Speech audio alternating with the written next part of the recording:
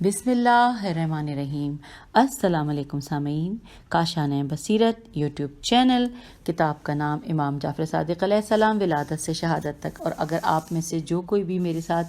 پہلی آڈیو سے ساتھ چل رہا ہے اس کو پتہ ہوگا کہ ہماری اس آڈیو کا ہے پارٹ نمبر 30، یعنی ہم نے 29 پارٹس پڑھ لیے ہیں الحمدللہ، یعنی کہ ایک بک کے ہم نے 415 پیجز پڑھ لیے ہیں۔ ماشاءاللہ، آپ بھی کہیے میں بھی کہہ رہی ہوں۔ آئیے اب آگے چلتے ہیں۔ ہم پڑھ رہے تھے غلو کے بارے میں۔ اچھا، غلو کے بارے میں اسی پیج کے اوپر جو اگلی ہیڈنگ ہے اس کی 2 لائنیں شروع ہو گئی ہیں، اس لیے ظاہر ہے اس صفحے کا ہمیں نام لینا ہی ہے۔ یہ ہیڈنگ ہے غلو کے پھیلنے کے اسباب۔ اچھا سامعین، یہ مجھے جاننے کا ہمیشہ سے بہت شوق تھا، مجھے پتہ نہیں تھا کہ اس کتاب میں مجھے یہ تفصیلات مل جائیں گی۔ آئیے ہم مل کر پڑھتے ہیں۔ لکھا ہے کہ عقیدہ غلو کے اسلامی معاشروں میں پھیل جانے کی 3 وجوہات ہو سکتی ہیں۔ اول، اس کی پہلی وجہ زمانہ جاہلیت اور فلسفہ یونان سے نقل کیا جانے والا فلسفہ حلول، ہے لام واو لام۔ ہم آ گئے پیج 416 پر۔ لکھا ہے کہ یہ فلسفہ جزیرہ نما عرب وغیرہ میں پھیلا ہوا تھا، اور اسی فلسفے کی بنا پر وہ بتوں کی پوجا پاٹ کرتے تھے اور یہ کہتے تھے کہ خدا نے ان بتوں میں حلول کیا ہے، یعنی خدا ان میں داخل ہو گیا ہے۔ مگر خداوند عالم کی ذات ان کافروں کی باتوں سے بہت بلند ہے۔ اگلے پیراگراف میں لکھا ہے کہ پھر اس فلسفے نے ترقی کی اور اسلامی معاشروں میں سرایت کر گیا، اور بعض اسلام کے دعوے دار بھی بعض عظیم لوگوں میں خدا کے حلول کر جانے کے قائل ہو گئے، حالانکہ اصل میں ان کے نزدیک اس فلسفے کی کوئی قدر و قیمت نہ تھی۔ اب لکھا ہے ثانی، سے الف نون چھوٹی ہے، ہم نے اول پڑھ لیا تھا، پھر ثانی لکھا ہے کہ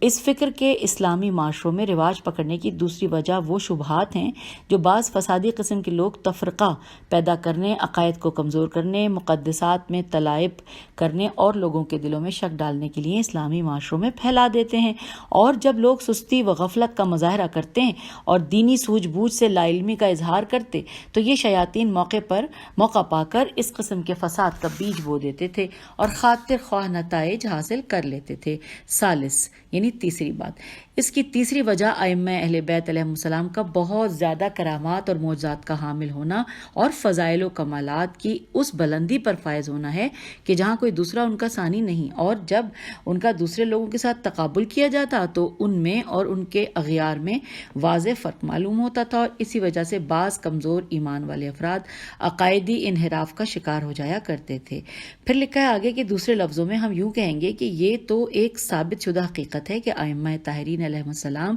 اس بلند و بالا مرتبے پر فائز تھے کہ دوسرے لوگوں میں ان کی مثال ڈھونڈنے سے نہیں ملتی تھی۔ خداوند عالم نے انہیں بے پناہ خوبیوں اور فضیلتوں سے نوازا ہوا تھا، گویا وہ عام لوگوں سے بالکل جدا تھے، اور روح انسانی میں اپنے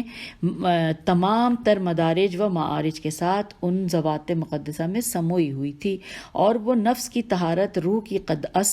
قداست ہے یا قدست، قاف دال الف سین تھے، کیونکہ مجھے اس کو پڑھنے میں ایسا لگ رہا ہے کہ شاید میں نے غلط نہ پڑھا، اور بہرحال میں نے ہجے کر دیے۔ آگے لکھا کہ دل کی پاکیزگی، بلندی اخلاق، اور پھر غزرات علمی، غین زیر الف تے، پھر نیچے زیر ہے، غزرات علمی اور غیبی خبریں بتانے جیسی عظیم صفات کے حامل تھے۔ ظاہر سی بات ہے کہ جو ہستی ان فضائل و فواضل کی حامل ہوگی ان لوگوں کے دلوں میں اس کی محبت بھی زیادہ ہوگی۔ پیج 417۔ یہ خصوصیات و صفات لوگوں کو مجبور کرتی ہیں کہ وہ اپنی محبت و تعظیم کے درجات کے اختلاف کے حساب سے اس شخصیت کی بزرگی، پاکیزگی اور تعظیم بجا لانے کے لیے اپنے سروں کو خم کریں، اور لوگوں میں بعض معتدل ہوتے ہیں اور بعض حد سے گزر جانے والے ہوتے ہیں۔ اگلے پیراگراف میں لکھا ہے کہ اور جس ہستی کا ذکر یہاں ہو رہا ہے وہ بھی عام شخصیت نہ تھی کہ لوگ محض انہیں علماء میں سے ایک عالم یا حدیث دانوں میں سے ایک محدث خیال کرتے تھے، بلکہ ان کے نفسانی کمال کے آثار ان کی حرکات و سکنات سے معلوم ہوتے تھے، اور ان کی صفات حمیدہ کا جلوہ ان کے تصرفات میں دکھائی دیتا تھا۔ آگے لکھا ہے کہ اس بنا پر تعجب نہیں کہ بعض کمزور عقیدے والے غلو کا شکار ہو جائیں اور بات ان کی گمراہی اور کفر تک پہنچ جائے، اور اگر بعض لوگ حضرت امام جعفر صادق علیہ السلام کے بارے میں باطل عقیدہ رکھ لیں تو اس میں امام علیہ السلام کا کیا قصور ہے؟ کیا امام علیہ السلام اپنے علوم اور اپنے اوپر ہونے والی الہی نوازشوں کو چھپائے رکھتے، اور کیا اپنے نفس کی پاکیزگی اور اپنی خوبیوں کو لوگوں پر ظاہر نہ کرتے تاکہ انہیں دیکھ کر بعض جہلا آپ علیہ السلام کے بارے میں غلط عقیدہ نہ رکھ لیں، جبکہ ان کا اظہار بھی بہت ضروری اور اہم تھا۔ اب آگے لکھا ہے کہ ہم عنقریب اپنے قارئین کے سامنے بعض احادیث پیش کرنے والے ہیں جن سے ایسے لوگوں کے بارے میں امام علیہ السلام کا موقف کھل کر سامنے آ جاتا ہے۔ نیز ہم نے ان کا تفصیلی ذکر اپنے موسوعہ میں امام علیہ السلام کے بعض اصحاب کے احوال کے ذیل میں کر دیا ہے۔ اب اگلی ہیڈنگ ہے غالیوں کے بارے میں امام جعفر صادق علیہ السلام کا موقف، آئیے جانتے ہیں۔ لکھا امام علی مقام علیہ السلام کے ان کے اباطیل الف بے الف تو یہ لام و اکاذیب قلا قما کرتے، ان کے سوالوں کے جواب دیتے اور ان کے دلائل کو کمزور ثابت کرتے تھے۔ پھر جب ان سے امام علیہ السلام کے اشکالات علمی کا جواب نہ بن پڑتا اور وہ راہ راست پر نہ آتے تو امام علیہ السلام اعلان ان سے بیزاری کا اظہار فرماتے، اس پر لعنت کرتے، ان کے لیے بد دعا کرتے، لوگوں پر ان کی حقیقت آشکار کرتے اور اپنے شیعوں کو بھی ان سے دور رہنے، ان سے بیزاری کا اظہار کرتے، ان پر لعنت کرنے، بلکہ بعض اوقات تو ان کو قتل کر دینے کا بھی حکم دیتے تھے، جیسا کہ ہائک ہے الف حمزہ کاف بزی بیزے یہ عین کے بارے میں آپ نے ایسا ہی حکم صادر فرمایا تھا۔ ہم آ گئے ہیں پیج 418 پر۔ لکھا ہے پیراگراف میں کہ حضرت امام جعفر صادق علیہ السلام کا یہ موقف بڑا ہی واضح تھا، پس جب آپ علیہ السلام ان منکرات کا مقابلہ کرتے تو اسی وقت اپنے دروازے پر آنے والے غالیوں سے بھی مکمل بیزاری کا اظہار فرماتے تھے، اور وہ غالی بھی اسی نیت کے ساتھ امام علیہ السلام کے پاس حاضر ہونے کی کوشش کرتے تھے تاکہ لوگ سمجھیں کہ ان کا تعلق امام علیہ السلام اور ان کے مدرسے کے ساتھ ہے۔ امام علیہ السلام کا غالیوں کے بارے میں یہ موقف بڑا ہی مفید اور نفع بخش تھا، کیونکہ اس کی وجہ سے غالی شیعہ معاشرے کی لعنت و ملامت سے نہ بچ سکتے تھے، اور وہ جہاں بھی ہوتے تھے انہیں شیعوں سے جدا سمجھا جاتا تھا، اور جب امام علیہ السلام کے سامنے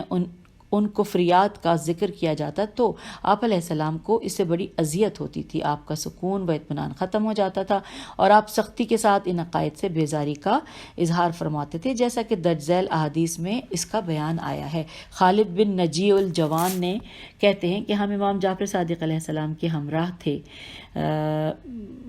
اور میں اپنے دل میں کہہ رہا تھا ان لوگوں کو خبر نہیں کہ یہ کس کے سامنے ہیں۔ اس پر امام علیہ السلام نے مجھے اپنے پاس بلایا۔ جب میں امام علیہ السلام کے پاس جا کر بیٹھ گیا تو آپ علیہ السلام نے ارشاد فرمایا، اے بندے خدا، میرا ایک رب ہے جس کی میں عبادت کرتا ہوں۔ اب بریکٹ میں لکھا ہے کہ امام علیہ السلام نے یہ الفاظ 3 بار کہے، اور حوالہ ہے بصائر الدرجات کا۔ مولا کے الفاظ کیا تھے کہ اے بندے خدا، میرا ایک رب ہے جس کی میں عبادت کرتا ہوں، یہ الفاظ مولا نے 3 بار دہرائے۔ پھر لکھا ہے کہ حضرت امام جعفر صادق علیہ السلام نے ایک مقام پر ارشاد فرمایا کہ خدا مغیرہ بن سعید پر لعنت کرے اور میرے بابا امام محمد باقر علیہ السلام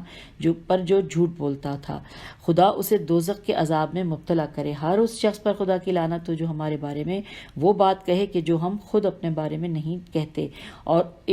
اس شخص پر بھی خدا کی لعنت ہو جو ہمیں اس خدا کی ابوبیت کے مرتبے سے ہٹائے کہ جس نے ہمیں خلق کیا ہے، جس کے پاس ہمارا ٹھکانہ ہے، جس کی طرف ہمیں لوٹ کر جانا ہے، اور جس کے قبضہ قدرت میں ہماری جان ہے۔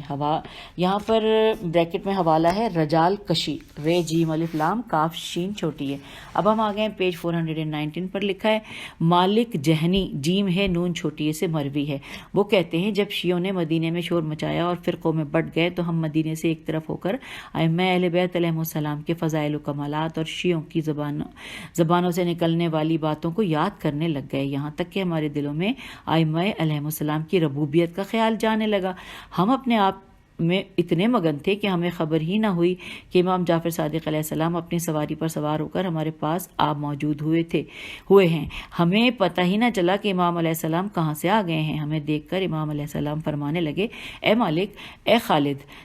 تم دونوں نے ہماری ربوبیت کے بارے میں کب سے باتیں کرنا شروع کر دیں؟ ہم نے جواب دیا اس کا خیال تو ابھی ابھی ہمارے دل میں آیا ہے۔ امام علیہ السلام نے فرمایا تم دونوں جان لو کہ ہمارا ایک رب ہے جو صبح و شام ہماری حفاظت کرتا ہے اور ہم اسی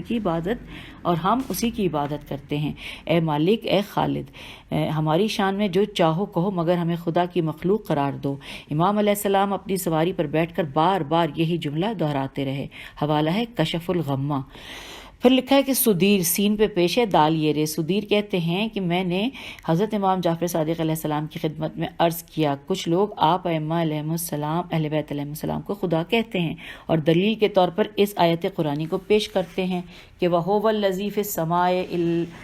الٰہٌ وَفِي الْأَرْضِ الٰہٌ۔ یہ سن کر امام علیہ السلام نے ارشاد فرمایا کہ اے سدیر، ایسے لوگوں سے تو میرے گوشت و چشم، پوست و گوشت اور خون و بال تمام چیزیں بیزار ہیں اور میرا اللہ بھی ان سے بیزار ہے۔ یہ لوگ میرے دین پر ہیں اور نہ ہی میرے آباء و اجداد کے دین پر، اور خدا کی قسم وہ مجھے اور ان کو قیامت کے روز ایک ساتھ نہ رکھے گا اور وہ ان پر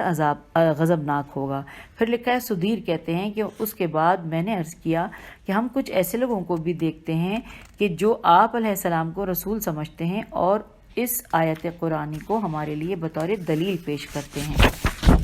جو کہ سورہ احزاب کی آیت نمبر 51 ہے۔ یہ اب اس کے بعد لکھا ہے، پیج ہم 420 پہ آ گئے، اس کے بعد لکھا ہے کہ امام علیہ السلام نے فرمایا کہ اے سدیر، ایسے لوگوں سے میرے گوشت و چشم، بال و پوست اور گوشت و خون تمام چیزیں بیزار ہیں اور خدا اور اس کے رسول صلی اللہ علیہ وآلہ وسلم کا بھی یہی ان کے ساتھ کوئی واسطہ نہیں۔ یہ لوگ نہ تو میرے دین پر ہیں اور نہ ہی میرے آبائے کرام علیہ السلام کے دین پر ہیں۔ بخدا اللہ تعالیٰ مجھے قیامت میں ان کے ساتھ جمع نہ کرے گا اور وہ ان سے ناراض ہوگا۔ سدیر کہتے ہیں میں نے عرض کیا کہ آپ کیا ہیں؟ امام علیہ السلام نے فرمایا،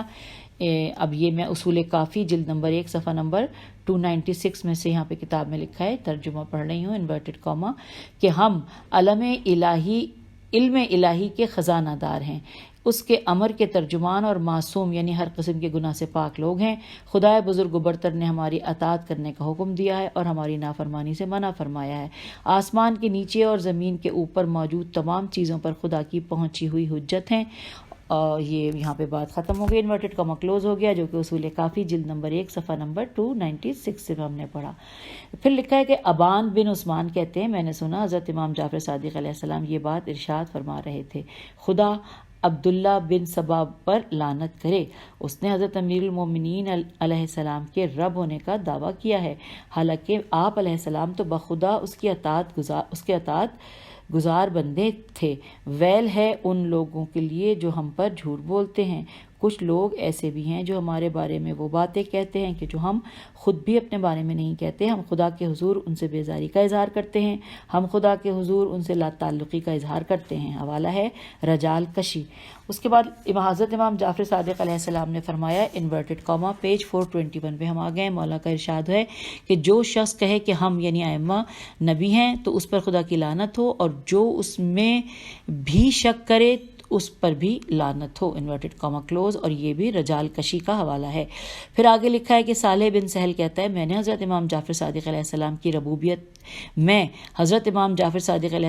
ربوبیت کا قائل تھا، اور جب آپ علیہ السلام کی خدمت میں حاضر ہوا تو آپ علیہ السلام نے میری طرف دیکھ کر ارشاد فرمایا، اے صالح، خدا کی قسم ہم بندے ہیں، ہمیں خلق کیا گیا ہے اور ہمارا ایک رب ہے، اگر ہم اس کی عبادت نہ کریں گے تو وہ ہمیں عذاب دے گا۔ حضرت مفصل بن عمر سے مروی ہے، وہ کہتے ہیں کہ میں خالد الجواز نجم الحتیم اور سلیمان بن خالد امام جعفر صادق علیہ السلام کے دروازے کے قریب ان باتوں میں لگے ہوئے تھے کہ جو غالی لوگ کرتے ہیں۔ ہماری باتیں سن کر امام علیہ السلام بغیر جوتے پہنے اور بغیر ردا اوڑے غصے سے کانپتے ہوئے ہمارے پاس آئے اور ارشاد فرمایا کہ اے خالد، اے مفضل، اے سلیمان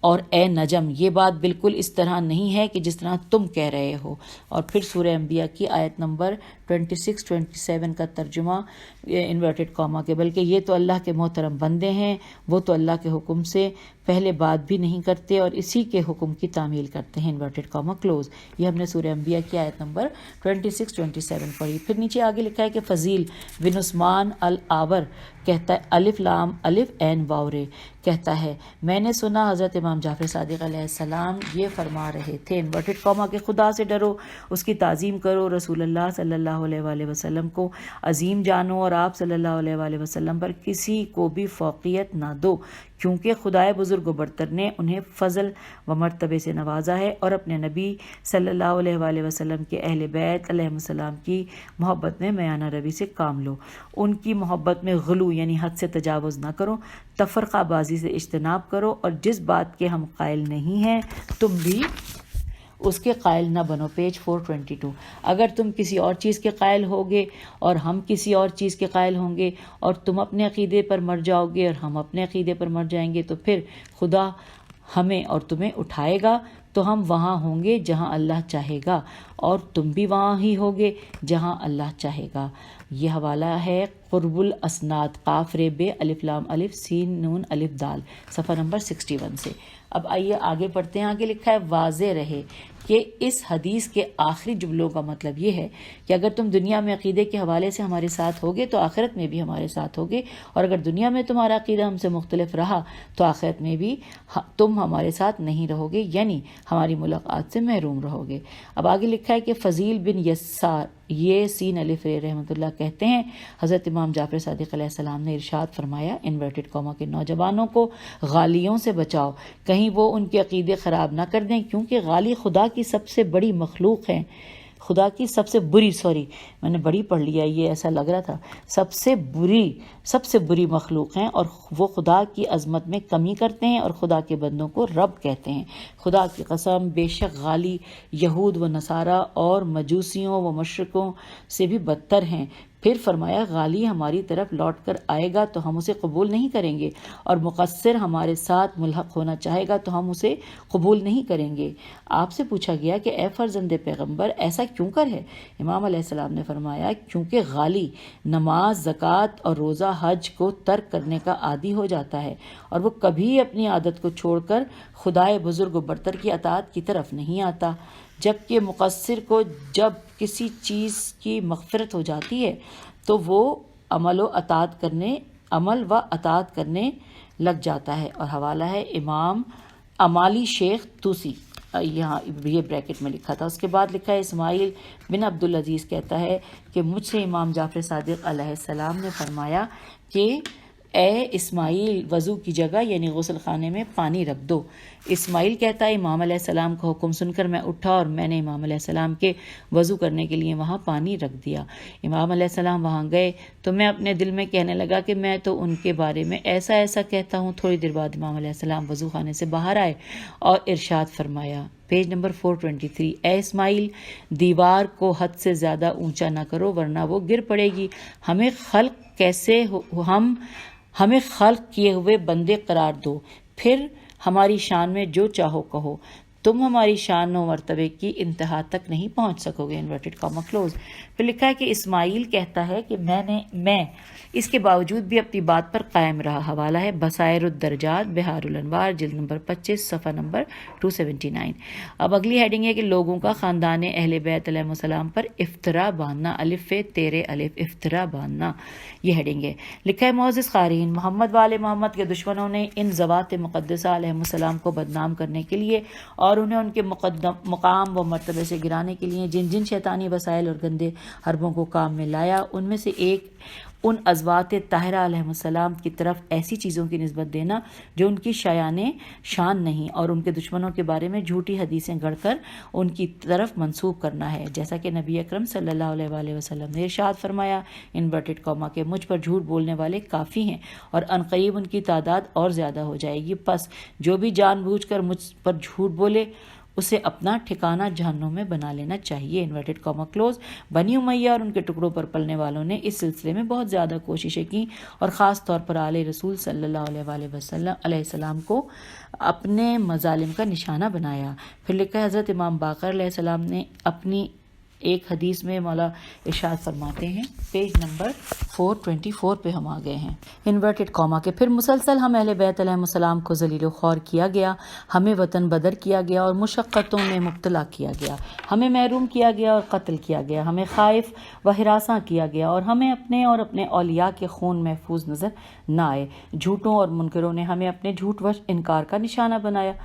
اور اس سے یعنی کہ بریکٹ میں لکھا ہے کہ یعنی ہمارے بارے میں جھوٹی روایات گھڑ کر، یہاں پہ بریکٹ کلوز ہو گیا کہ وہ اس سے اپنے حکمرانوں، شہر کے برے قاضیوں اور اعمال سو سین واو حمزہ کا تقرب حاصل کرتے تھے، ان سے جھوٹی حدیثیں بیان کرتے تھے اور لوگوں کو ہم سے متنفر کرنے کے لیے ہماری طرف ان باتوں کی نسبت دیتے تھے کہ جو ہم نے نہ کہی ہوتی اور نہ ہی ہوتی تھیں۔ یہاں پہ انورٹڈ کاما کلوز اور حوالہ ہے بہار الانوار۔ پھر آگے نیچے لکھا ہے کہ حضرت امام جعفر صادق علیہ السلام سے مروی ہے، آپ نے فرمایا انورٹڈ کاما ہم اہل بیت علیہ السلام سچے ہیں، مگر کچھ جھوٹے ضرور ہوتے ہیں جو ہم پر جھوٹ بولتے ہیں اور اپنے جھوٹ کے ذریعے سے لوگوں میں ہماری صداقت کو مجروح کرتے ہیں، جیسا کہ رسول اللہ صلی اللہ علیہ وآلہ وسلم ساری مخلوق خدا سے زیادہ سچے تھے، مگر مسیلمہ میم سین یہ لام میم ہے کذاب آپ صلی اللہ علیہ وآلہ وسلم پر جھوٹ بولتا تھا، اور اسی طرح رسول خدا صلی اللہ علیہ وآلہ وسلم کے بعد امیر المومنین حضرت علی علیہ السلام تمام مخلوق سے زیادہ سچے تھے، لیکن عبداللہ بن سباسین بے الف پر خدا لعنت کرے وہ آپ علیہ السلام پر جھوٹ بولتا تھا اور اپنی افترا پردازی کے ذریعے آپ علیہ السلام کی صداقت کو مجروح کرنے میں لگا رہتا تھا، یہاں تک کہ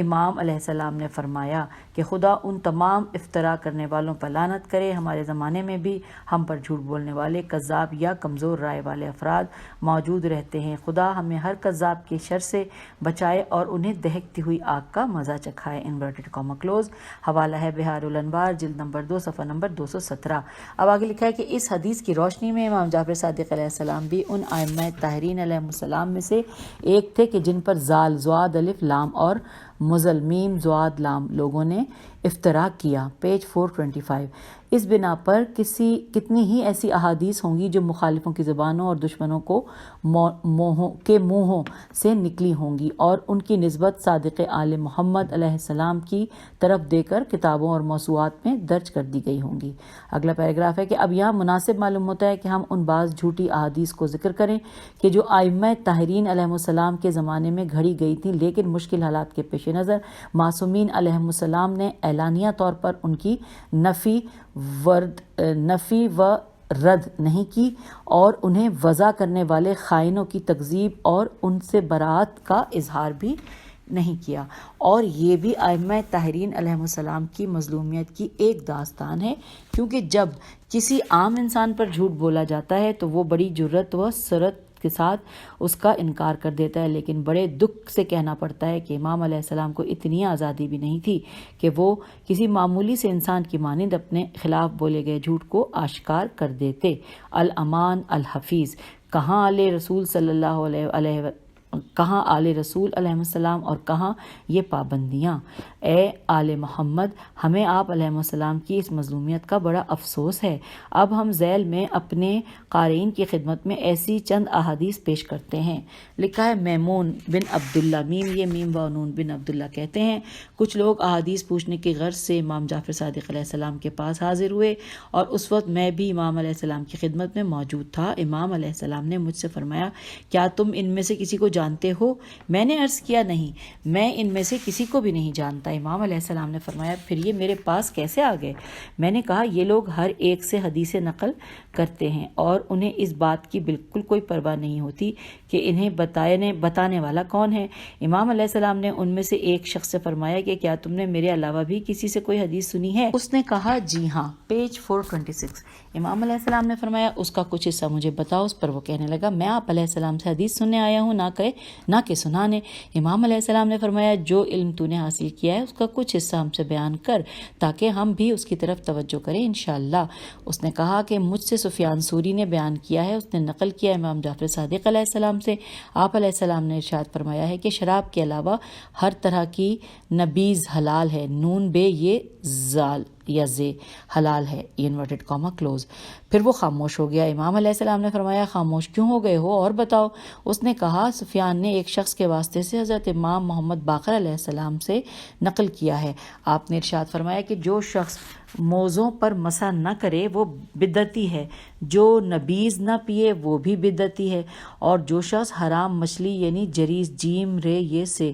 اور زمیوں زال میم یہ واو نون غنہ میم پہ تشدید ہے کا کھانا نہ کھائے وہ گمراہ ہے۔ امام علیہ السلام نے فرمایا اور بیان کر؟ اس نے کہا سفیان سوری نے مجھے محمد بن منقدر میم نون کاف دال رے کے حوالے سے بتایا ہے کہ اس نے حضرت علی علیہ السلام کو کوفے میں برسر ممبر دیکھا۔ آپ علیہ السلام ارشاد فرما رہے تھے کہ اگر میرے یا کسی ایسے شخص کو لایا جائے جو مجھے حضرت ابو بکر رضی اللہ اور حضرت عمر رضی اللہ پر فضیلت دیتا ہو تو میں اسے افطرا کرنے والے کی حد کے برابر کوڑے لگاؤں گا۔ امام علیہ السلام نے فرمایا اور بیان کر؟ اس نے کہا سفیان سوری نے حضرت امام جعفر صادق علیہ السلام کے حوالے سے مجھے بتایا کہ آپ علیہ السلام نے ارشاد فرمایا کہ حضرت ابو بکر رضی اللہ اور عمر رضی اللہ کی محبت ایمان ہے اور ان دونوں کا بغض کفر ہے۔ امام علیہ السلام نے فرمایا اور بیان کر؟ اس نے کہا نعیم بن عبداللہ نے حضرت امام جعفر صادق علیہ السلام کے حوالے سے مجھے خبر دی ہے کہ آپ علیہ السلام ارشاد فرماتے ہیں کہ حضرت علی علیہ السلام یمبا یہ نون بے عین کے نخلستانوں میں جانا چاہتے تھے تاکہ ان کے سائے میں بیٹھیں اور ان کا پھل کھائیں، اور وہ نہ تو جنگ جمل میں موجود تھے اور نہ ہی جنگ نہروان میں، پیج 427۔ اور سفیان سوری نے حسن کے واسطے سے بھی مجھے یہی خبر دی۔ امام علیہ السلام نے فرمایا اور بیان کر؟ اس نے کہا ہمیں عباد نے عین بے الف دال امام جعفر صادق علیہ السلام کے حوالے سے یہ خبر دی کہ آپ علیہ السلام نے ارشاد فرمایا کہ جب حضرت علی علیہ السلام نے روز جمل اور اس میں بہائے جانے والے خون کو دیکھا تو اپنے بیٹے حضرت امام حسن علیہ السلام سے فرمایا میرے بیٹے میں ہلاک ہو گیا ہوں۔ حضرت امام حسن علیہ السلام نے فرمایا آپ علیہ السلام سے فرمایا بابا جان کیا میں آپ علیہ السلام کو اس جنگ سے روکا میں نے آپ علیہ السلام کو اس جنگ سے روکا نہ تھا؟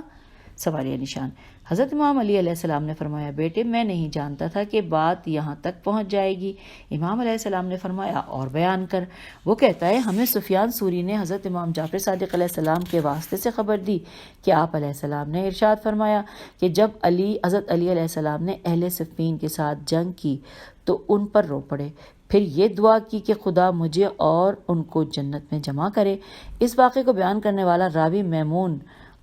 بن عبداللہ کہتا ہے کہ اس کی باتیں سن کر مجھ پر وہ جگہ تنگ پڑ گئی، میں پسینے سے شرابور ہو گیا اور قریب تھا کہ میں اپنی جگہ چھوڑ کر چلا جاتا، بس میں نے ارادہ کیا کہ میں اٹھ کر اس کی طرف چلا جاؤں اور اسے سبق سکھاؤں، مگر امام علیہ السلام نے مجھے آنکھ کے اشارے سے ایسا کرنے سے روکا اور میں ایسا کرنے سے رک گیا۔ امام علیہ السلام نے اس سے پوچھا کہاں کے رہنے والے ہو؟ اس نے جواب دیا میرا تعلق اہل بصرہ سے ہے۔ امام علیہ السلام نے فرمایا یہ تم جس شخص کا نام جعفر بن محمد علیہ السلام لے کر یہ حدیث نقل کر رہے ہو کیا اسے جانتے بھی ہو؟ سوالیہ نشان، پیج 428۔ اس نے کہا نہیں۔ امام علیہ السلام نے فرمایا کہ کیا تم نے خود اس شخص کی زبان سے بھی کبھی یہ کچھ سنا ہے؟ اس نے کہا نہیں۔ امام علیہ السلام نے فرمایا تم نے یہ حدیثیں کس وقت سنی؟ اس نے کہا میں نے کب سنی یہ تو صحیح طور پر میرے ذہن میں نہیں، مگر ہمارے علاقے والے ان احادیث کو بیان کرتے ہیں اور کافی وقت گزر گیا ہے، ان میں سے کسی نے ان میں اختلاف ظاہر نہیں کیا ہے۔ امام علیہ السلام نے اس سے فرمایا کہ اگر تو اس شخص کو دیکھ لے کہ جس سے تم حدیثیں نقل کر رہے ہو اور وہ تم سے کہے یہ سب جھوٹ ہے، یہ نہ تو میری زبان سے نکلی ہے اور نہ ہی میں ان کو جانتا ہوں، تو کیا تم اس شخص کی بات مان لو گے؟ اس نے کہا نہیں۔ امام علیہ السلام نے فرمایا بھلا کیوں؟ تم اس کی بات کیوں نہ مانو گے؟ اس نے کہا کیونکہ اس شخص کے قول پر ایسے لوگوں کی گواہی موجود ہے کہ اگر ان میں سے کوئی بھی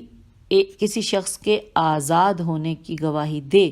تو اس کی گواہی قبول کی جائے گی۔ امام علیہ السلام نے فرمایا لکھو بسم اللہ الرحمن الرحیم، مجھ سے بیان کیا میرے بابا نے، انہوں نے نقل کیا میرے جد امجد سے۔ اس نے پوچھا آپ کا کیا نام ہے؟ امام علیہ السلام نے فرمایا میرا نام تم مت پوچھو۔ رسول خدا صلی اللہ علیہ وآلہ وسلم نے ارشاد فرمایا خداوند عالم نے جسموں کو خلق کرنے سے 2000 سال پہلے روحوں کو خلق فرمایا، پھر انہیں ہوا میں ساکن کیا، پھر ان میں سے جو روحیں وہاں ایک دوسرے سے شناسہ ہوئی تھیں یہاں بھی ایک دوسرے کی طرف میلان رکھتی ہیں، اور جو روحیں وہاں ایک دوسرے سے دور تھیں یہاں بھی ایک دوسرے سے مختلف ہوتی ہیں۔ اور جو شخص ہم اہل بیت علیہ السلام کی طرف جھوٹ منسوب کرے خدا اسے روز قیامت اندھا یہودی محشور کرے۔ پیج 429 اگر محشور کرے گا، اگر اس نے دجال کو پا لیا تو اس پر ایمان لے آئے گا، اور اگر اسے دنیا میں نہ پا سکا تو اپنی قبر میں اس پر ایمان لے آئے گا۔ پھر امام علیہ السلام نے اپنے غلام سے فرمایا میرے وضو کے لیے پانی رکھو۔ اس کے بعد امام علیہ السلام وضو کرنے چلے گئے اور جاتے ہوئے مجھے آنکھ کا اشارہ کر کے کہا کہ ان سے الگ نہ ہونا، یعنی جب تک یہ یہاں بیٹھے ہیں تم بھی ان کے پاس ہی بیٹھنا۔ کچھ دیر بعد وہ لوگ بھی اٹھ کر چلے گئے اور انہوں نے امام علیہ السلام سے سنی ہوئی حدیث کو لکھ لیا۔